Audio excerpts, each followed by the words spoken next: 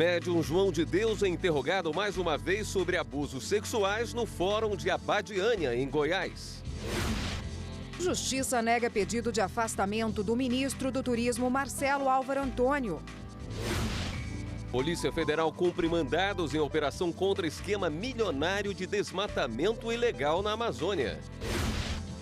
Crime na internet, perseguição a uma pessoa pode ser considerada contravenção penal. Eu fico totalmente apavorada, eu não aceito mais um contato estranho assim, iminente, de uma pessoa que eu nunca vi na minha vida.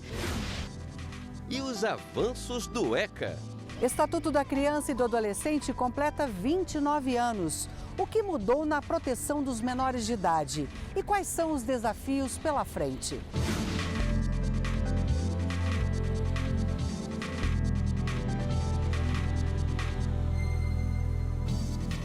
Olá, boa noite. Boa noite. O médium João de Deus foi interrogado nesta tarde em audiência no Fórum de Abadiânia. Dessa vez, a oitiva está relacionada a processos por abusos sexuais e por posse ilegal de arma. A repórter Fernanda Porto, ao vivo, tem as informações. Oi, Fernanda. Boa noite. Oi, William. Boa noite a todos que nos acompanham. O médium João de Deus prestou o depoimento por 3 horas. Ele chegou no começo da tarde de hoje, por volta de 2 horas da tarde, em um carro da escolta prisional, junto com viaturas da Polícia Militar. A imprensa não foi autorizada a entrar no local.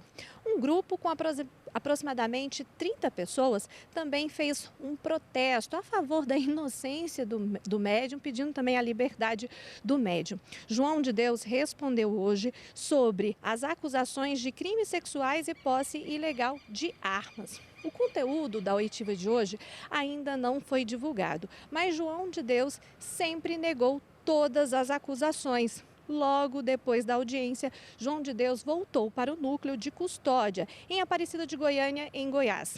Ele é réu em 9 dos 10 processos abertos pelo Ministério Público. Érica, William. Obrigada, Fernanda. O juiz Valdemar Cláudio de Carvalho, da 14ª Vara Federal Civil de Brasília, negou o pedido de afastamento do ministro do Turismo, Marcelo Álvaro Antônio. O pedido foi feito em uma ação popular que citou a investigação da Polícia Federal sobre o esquema conhecido como Laranjal do Partido Social Liberal, que investiga supostas candidaturas laranjas. Na decisão, o magistrado afirma que a Constituição Federal prevê que é competência do presidente da República nomear e exonerar ministros de Estado. No dia 1º de julho, o porta-voz da Presidência da República, Otávio do Rego Barros, afirmou que o presidente Jair Bolsonaro vai aguardar a conclusão das investigações da Polícia Federal para decidir se mantém no cargo ou exonera o ministro do Turismo. A Polícia Civil do Distrito Federal, em parceria com o Ministério Público, deflagrou hoje a Operação Cevada. O objetivo é desarticular uma quadrilha especializada em esquema de falsificação de bebidas, receptação, lavagem de dinheiro e crimes contra a ordem tributária. Foram cumpridos 4 mandados de busca e apreensão no Distrito Federal e 13 mandados nos municípios de Canabrava, Paracatu, Braslândia e João Pinheiro. 7 pessoas foram presas em flagrante. Também foram apreendidos mais de 50 veículos, 6 armas de fogo, além de documentos, cheques, computadores e celulares. Em outra operação, a Polícia Federal cumpriu mandados da Justiça em Roraima, Amazonas, Mato Grosso, Maranhão e Pará. Batizada de Florestas de Papel, a ação mira um esquema de desmatamento ilegal na Amazônia que movimentou pelo menos 80 milhões de reais. Ao todo foram expedidos 8 mandados de prisão, 56 de busca e apreensão e 4 de suspensão de atividades econômicas. De acordo com a PF, há alvos com mais de um mandado de prisão por serem investigados em mais de um processo. A operação tem como alvos 22 madeireiras que cometeram as irregularidades entre os anos de 2014 e 2017, principalmente no sul de Roraima. Nas investigações, a PF identificou o desmatamento de 260 mil metros cúbicos de madeira. Reabilitar quem já cometeu algum tipo de crime. Esse é um dos principais objetivos da APAC, a Associação de Proteção ao Condenado em Minas Gerais. A entidade tem um método que humaniza o cumprimento da pena e trabalha para a transformação das pessoas. A repórter Silvana Monteiro explica como um preso do sistema carcerário comum pode ser levado a cumprir pena em uma unidade da APAC. Um alojamento com camas limpas e arrumadas pelos próprios presos, que aqui são tratados como recuperandos. grades e trancas, sem a vigilância de policiais armados ou agentes penitenciários. Quem cumpre a pena faz a própria comida, lava a própria roupa e cuida do ambiente em todos os aspectos. O sucesso do método de ressocialização da FEBAC, Fraternidade Brasileira de Assistência aos Condenados, pode ser certificado em números. Em Minas Gerais, por exemplo, o preso no sistema comum custa em média R$ 2.700 por mês, enquanto que pelo método da APAC, Associação de Proteção ao Condenado, custa cerca de R$ 1.000. O índice de reincidência também é bem diferente. De presos que passaram pelo método, fica em torno de 15%, sendo que no regime comum é de mais de 70%. Bruno percorreu diversas unidades do sistema prisional comum e ficou impactado pela forma como foi recebido na APAC. A primeira coisa que eles fizeram comigo foi me perguntar se eu já tinha alimentado, se já me tiraram a roupa da SWAP, já me deram outra roupa, já me trataram bem, já vieram com colchão, com lençol. Ele não pode ter histórico de fugas, não pode pertencer a organização criminosa e, além de, aqui em Santa Luzia a gente tem uma peculiaridade que devido à estrutura da APAC, a gente não recebe recuperandos do regime semiaberto. Nós recebemos apenas do regime fechado e quando ele preenche os requisitos e progride para o semiaberto, ele vai para o semiaberto que existe aqui na APAC. Assim que chega à APAC, o preso passa por um período de observação. São 30 dias em que ele permanece dentro da cela, saindo apenas para um dos atos do dia, em que ele toma um café da manhã e tem direito a uma caminhada. O Bruno é recém-chegado e está se adaptando às novas regras do local. Hoje, por exemplo, ele fez a faxina no alojamento. Depois desse período, o recuperando vai ser integrado progressivamente a todas as atividades propostas pela unidade. Hoje na APAC de Santa Luzia nós temos oficina de solda, oficina de marcenaria, corte de cabelo, artesanato. Bruno já tem exemplos de mudanças e foi por causa deles que se interessou em cumprir pena na APAC. Ele espera aproveitar a oportunidade para mudar de vida. E eu procurei esse caminho para mim, para minha vida. Para mim estar vindo para cá, para mim estar sendo uma pessoa melhor e ter uma mudança de vez na minha vida. E você vai ver ainda nesta edição do Jornal da Justiça, crimes na internet. No mundo virtual, a perseguição é uma contravenção penal cada vez mais comum.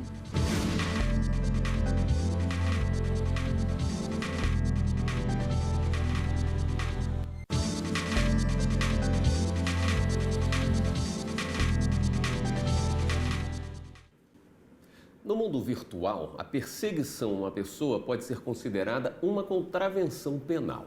A pena é de 15 dias e 2 a 2 meses de prisão ou então uma multa. Mas é possível também tratar o assunto em outras legislações. 2 anos de tormento. No começo, esta jovem que não quer se identificar achava que era apenas um rapaz querendo fazer amizade por uma rede social. Mas, com o passar do tempo, diante da recusa dela às cantadas, o homem ficou agressivo, até o dia em que fez uma ameaça de morte. Nesta conversa por um aplicativo de mensagens, ele diz: esperando um dia te encontrar para te matar e depois me matar também. Eu ando na rua bem bitolada, para te falar a verdade, sempre olhando para os cantos. Eu não uso mais fone de ouvido na rua para eu escutar o som de qualquer aproximação estranha.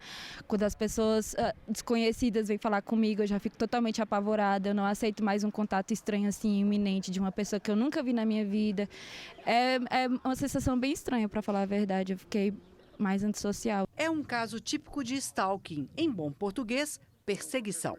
Um problema cada vez mais comum no mundo virtual. A terceira vara civil de Foz do Iguaçu, no Paraná, condenou um homem a pagar uma multa de R$25 mil. Ele perseguiu uma mulher que trabalhava num posto de gasolina, mandou para ela mais de 1.200 mensagens e a visitava frequentemente no local de trabalho.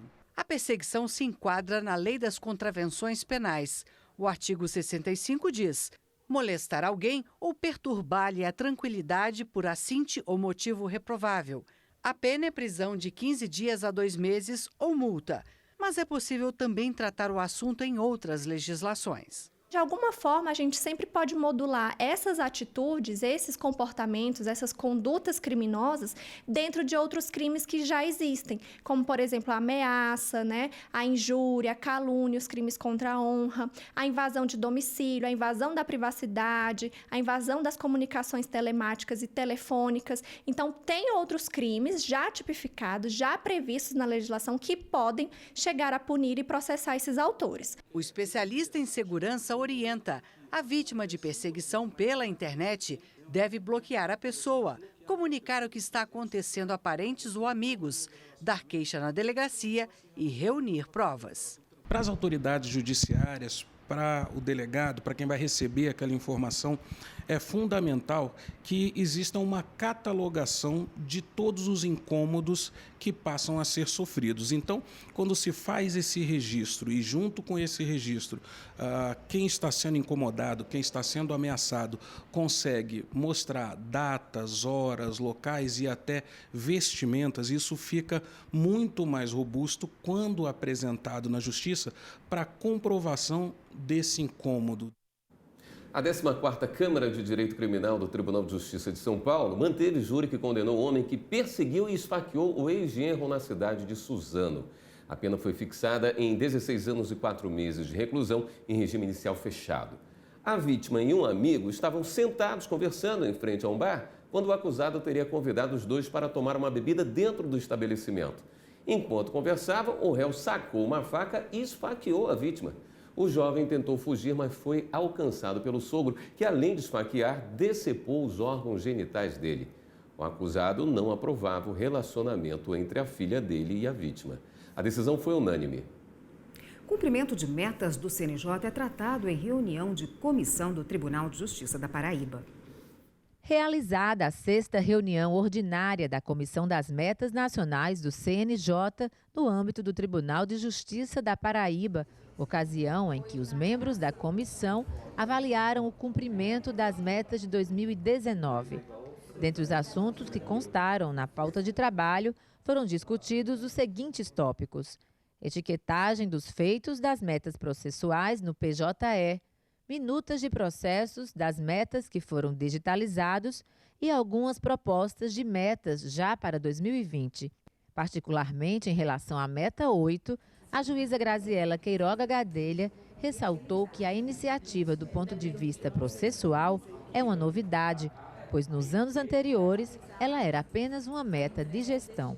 A gente está aprimorando, validando esse acervo para poder, se Deus quiser, ao final do ano, conseguirmos atingir o que é desejado de nós, que é o julgamento de 50% de todos os processos relativos à violência doméstica e feminicídio distribuídos até 2018. Segundo o juiz auxiliar da presidência do TJPB, Meales Melo, todas as metas, sem exceção, foram devidamente abordadas durante o encontro. Essa é mais uma reunião que busca justamente verificar como estão o andamento dos cumprimentos, os relatórios que são extraídos por parte da Diretoria de Tecnologia da Informação e do Núcleo de Inteligência e Análise de Dados, para que a gente possa fazer esse acompanhamento e disponibilizar essas informações aos juízes e a todas as unidades judiciárias. A insatisfação ou problemas com os bancos colocam as instituições financeiras no segundo lugar no ranking de reclamações do consumidor, perdendo apenas para os serviços de telefonia. Vamos conhecer histórias de quem teve dor de cabeça e até mesmo prejuízo pela má prestação desse tipo de serviço e como o STJ tem atuado nesses casos. Todo mundo já teve, tem ou ainda vai ter que se relacionar com uma instituição bancária. A questão é que muitas vezes o consumidor coleciona reclamações. Decidi passar todo o meu dinheiro que eu tinha na conta corrente para a minha conta poupança, só que por orientação do próprio atendente do banco, foi indicado que eu passasse um valor X e junto com esse valor foi meu cheque especial. Depois de 4 meses, começaram as cobranças. Não foi uma resolução tranquila. Teve muita dificuldade. Há 10 meses, Natália também tenta resolver a dívida de um cartão. Eu fiz um acordo com o banco e aceitei pagar umas parcelas E na última parcela, na sexta, ele me mandou o código de barras com valor e o valor da fatura era outro. Surpresas desagradáveis com as quais nenhum cliente quer se deparar. Mas quando o assunto são os serviços bancários, as contestações são mais comuns do que se imagina. De acordo com a Secretaria Nacional do Consumidor, os bancos são responsáveis pela segunda maior concentração de reclamações. O Banco Central tem um ranking de reclamações com mais de 80 temas. Só nos primeiros 3 meses de 2019, foram 11.628 reclamações. O consumidor jamais vai ter o conhecimento técnico ou vai estar em pé de igualdade com o banco para conseguir, às vezes, negociar em par de equidade. Nós temos hoje um decreto-lei sobre o SAC, que é o Serviço de Atendimento ao Cliente, que obriga as instituições financeiras, entre outras, a terem um canal de reclamação. Pela resolução, a gente não tem visibilidade do que acontece nesse SAC, a gente não sabe se a performance está boa ou está ruim. Então, a gente pretende modernizar essa legislação para que o governo, como em outros países do mundo, tenha uma visibilidade de como é que está funcionando o SAC, se está atendendo, se está indo bem, se está indo mal, né? E aí a gente vai conseguir fazer ali uma política pública baseada realmente em dados, né? No Brasil, a maioria dos conflitos envolvendo serviços bancários acaba na Justiça. No STJ, o tema já esteve presente em diversos julgados. Em um julgamento inédito, os ministros condenaram o Banco Santander a fornecer gratuitamente a segunda via dos comprovantes impressos em papéis termosensíveis, que desbotaram. O relator do recurso, ministro Luiz Felipe Salomão, destacou que o Código de Defesa do Consumidor prevê que o fornecedor responda pelos vícios de qualidade que tornem os serviços impróprios. No Brasil, nós temos um histórico de concentração nesse setor bancário. Então, quando a gente compara aos Estados Unidos, provavelmente um estado da Federação Americana deve ter mais bancos que todo o Brasil. Então, isso já nos dá menos poder de barganha como consumidores. A falta de concorrência gera um fornecedor preguiçoso, né? Além do ranking de reclamações do Bacen, o cliente encontra ferramentas como o consumidor.gov, plataforma do governo federal que media o contato entre consumidores e empresas para ajudar a solucionar conflitos. Ao todo, são 514 empresas cadastradas e mais de 1.800.000 reclamações nos últimos 4 anos. Em 2018, foram 609 mil queixas, 22% delas relacionadas a bancos, financeiras e administradoras de cartão. Problemas com cartão de crédito, cobrança de tarifas, taxas ou valores não previstos na negociação e crédito consignado são as principais reclamações registradas. Com índice de solução de 80%, a plataforma já ajudou a evitar que 500 mil ações fossem parar nos tribunais. Falta muito respeito, muito respeito. É muito complicado, é muito triste, não vejo uma pessoa que esteja feliz com o banco que está. E a seguir, os 29 anos do Estatuto da Criança e do Adolescente, a lei foi criada para proteger menores. Melhorar a lei e a aplicação dela está entre os maiores desafios daqui para frente.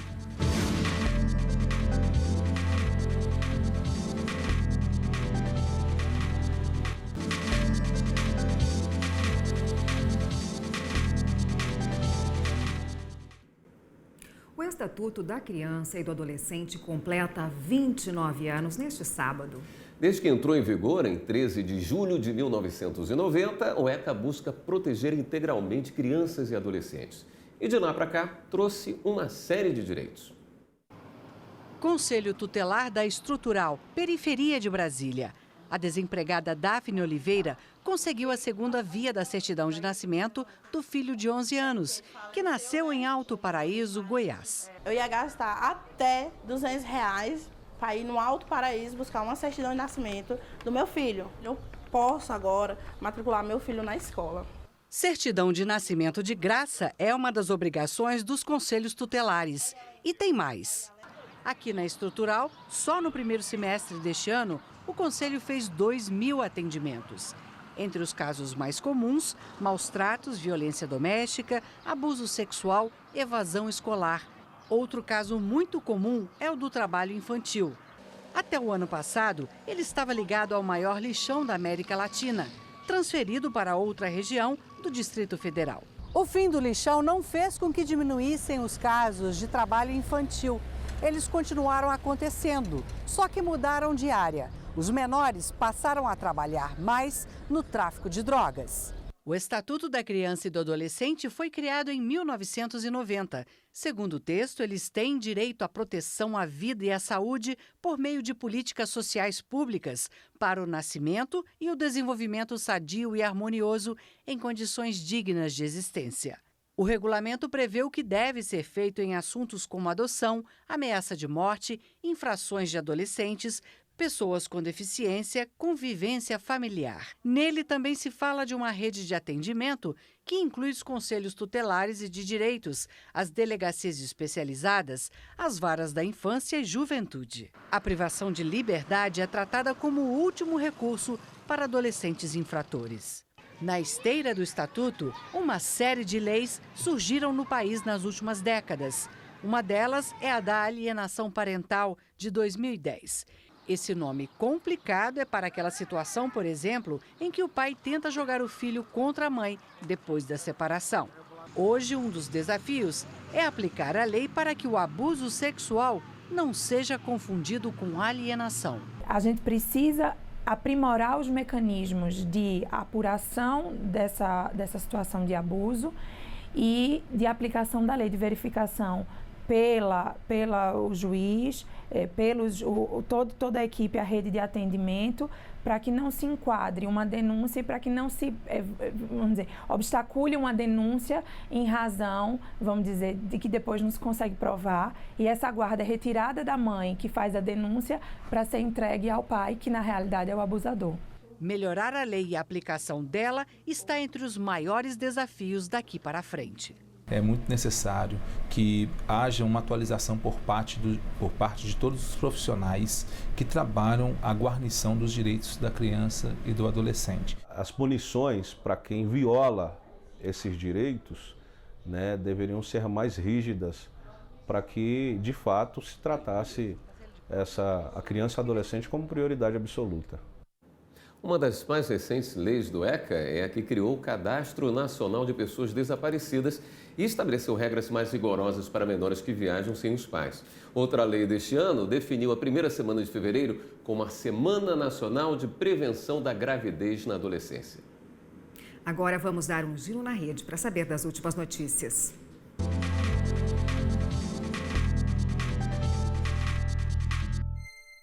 Vamos então à redação do Jornal da Justiça falar com a repórter Carla Lucena, que tem as novidades para a gente. Carla, boa noite. Oi, William, boa noite para você, boa noite a todos que nos acompanham no Jornal da Justiça. Vamos então ao giro de hoje. E olha só, hoje à tarde a defesa do 2º Sargento da Força Aérea Brasileira, Manuel Silva Rodrigues, entrou com pedido de habeas corpus no Superior Tribunal Militar, em que pede a liberdade dele. O 2º sargento foi preso no fim de junho com 39 quilos de cocaína em um avião da FAB, que fazia parte da comitiva do presidente Jair Bolsonaro na Espanha. A defesa alega que não teve acesso ao processo contra o cliente. Vamos agora a uma outra notícia. A Procuradora-Geral da República, Raquel Dodge, pediu ao Supremo Tribunal Federal que certifique o trânsito em julgado, ou seja, quando não cabe mais recurso de uma ação, de Marcelo Fontinelli Maia. Ele foi condenado por tentativa de homicídio da mulher dele ainda em 1998. O recurso foi julgado a pedido do Ministério Público Federal no último dia 27. Marcelo foi denunciado pelo crime em 99, condenado em 2007 e ainda não começou a cumprir a pena, segundo Dodge, em quase 21 anos desde que aconteceu o crime e quase 12 anos depois da condenação pelo júri, vários recursos da defesa tentam evitar o cumprimento da condenação. E agora a gente vai a São Paulo. O Ministério Público Paulista propôs ação civil pública à Justiça e pede o bloqueio de bens do prefeito de Campinas, Jonas Donizete, pelas chamadas pedaladas fiscais e irregularidades no repasse de verbas da administração ao Instituto de Previdência Social do município. A denúncia aponta que um dos problemas ocorreu no repasse de verbas da Prefeitura ao Instituto em 2015. E a última notícia do giro de hoje, a Justiça do Distrito Federal decidiu manter presa 2 mulheres acusadas de assassinar brutalmente um menino de 9 anos. A mãe do garoto, a companheira dela, vão ficar detidas aguardando o julgamento pelo Tribunal do Júri. A denúncia foi apresentada pelo Ministério Público do Distrito Federal e Territórios, que defende que as duas cometeram os crimes de homicídio qualificado, lesão corporal gravíssima, tortura, ocultação e destruição de cadáver e fraude processual. Bom, e você aí de casa já segue a gente no nosso canal no YouTube? Lá você pode rever todas as nossas reportagens. É só acessar TV Justiça Oficial. Eu fico por aqui, desejo a todos um ótimo fim de semana e agora vai com vocês, William, Érica. Obrigado, Carla. E o Jornal da Justiça, segunda edição, também fica por aqui. Uma boa noite para você. Obrigada pela companhia, ótimo fim de semana, até segunda-feira.